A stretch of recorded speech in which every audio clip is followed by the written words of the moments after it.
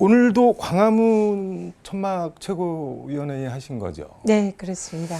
거기서 마침내 대한민국의 운명을 결정하는 날이 정해졌다. 혹한의 겨울을 이겨낸 불꽃처럼 불의를 단죄하고 정의로운 역사를 만드는 길이 이다지도 힘겹고 험난합니다라고 말씀을 하셨는데 소회가 좀 있으신 것 같습니다. 선고기일이 지정된 거에 대해서. 네, 윤석열 대통령이 비상계엄을 선포하고 네. 내란을 일으킨 지 지금 100일이 넘어가고 있습니다.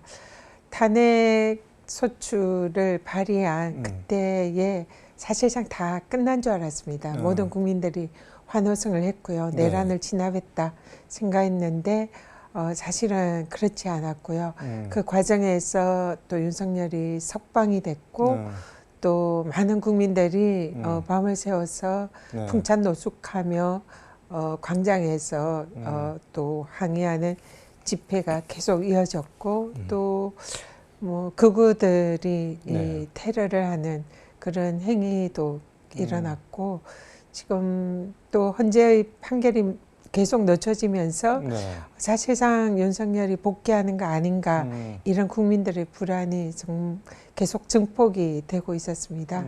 그래서 그런 국민들의 두려움 그리고 분노 이런 것이 100일 이상 지속되면서 아 이게 이 기득권 세력들이 또 똘똘 뭉쳤을 때 그 카르텔을 깨트리는 게 결코 쉽지 않구나 그런 생각을 했고요. 드디어 내일 이제 선고일이 지정이 됐는데 내일 모레. 네, 정말 고난의 길을 국민들이 정말 어렵게 함께 해왔다 이런 생각이 들어서 굉장히 좀 감회가 좀 새로웠습니다.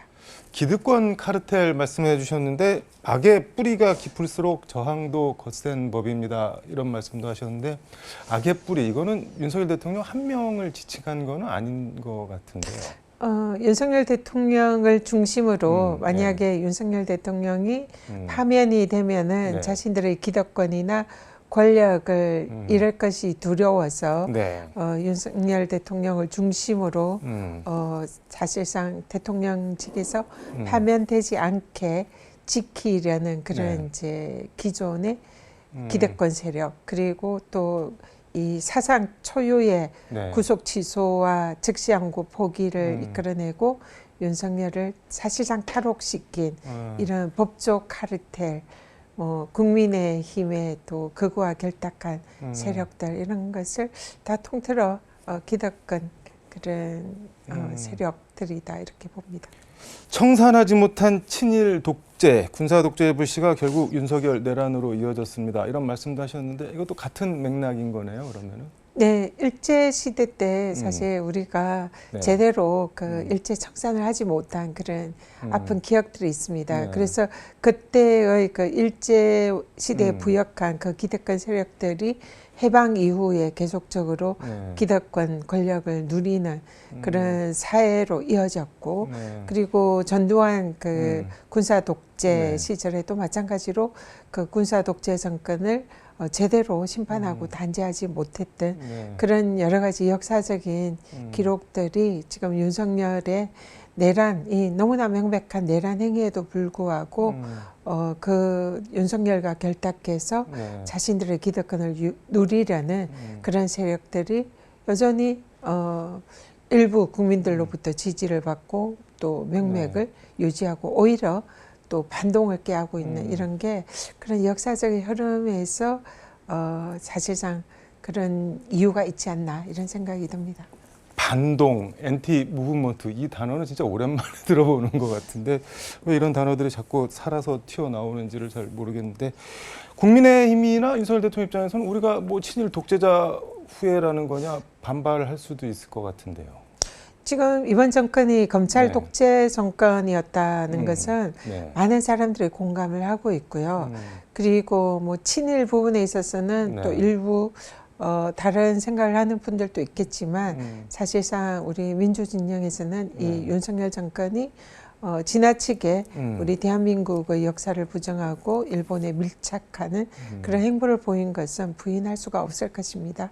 그래서 사실상 그런 우리 대한민국의 역사에서 어두운 그런 그 일제시대에 부역했던 그런 역사, 그리고 또 군사 독재 시절에 부역했던 그런 역사가 이번 윤석열 정권에 들어서 검찰 독재 정권이라는 이런 또 모습으로 다시 시작했던 것이 아닌가. 그래서 그 세력들이 결국은 내란을 일으킨 것이고 그것을 진압하는 게 이제 지금 우리 국민들이 그동안 오랫동안 지난한 그런 투쟁을 해온 것이 아닌가 이런 생각이 듭니다.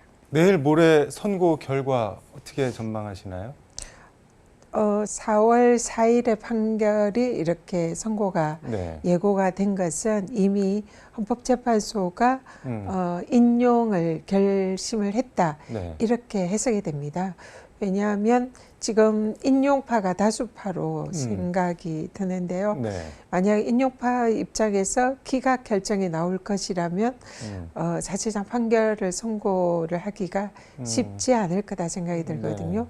근데 지금 임기가 4월 18일 한창 남기고 4월 4일에 선고를 결정을 한 것은 파면 결정이 이미 결정이 됐다. 그래서 그러면 파면 결정을 하는데 지금 이 너무나 명백한 이런 위헌과 위법 상황, 내란 상황에 대해서 이 법률적인 양심을 가진 그런 판사들이 기각 결정문을 쓰기는 쉽지 않을 거다. 그리고 자신이 기각의 편에 선다는 것은 역사에 좀 죄인이 될 수 있다는 걸 다들 자각하고 계실 거다 이렇게 생각을 하고요.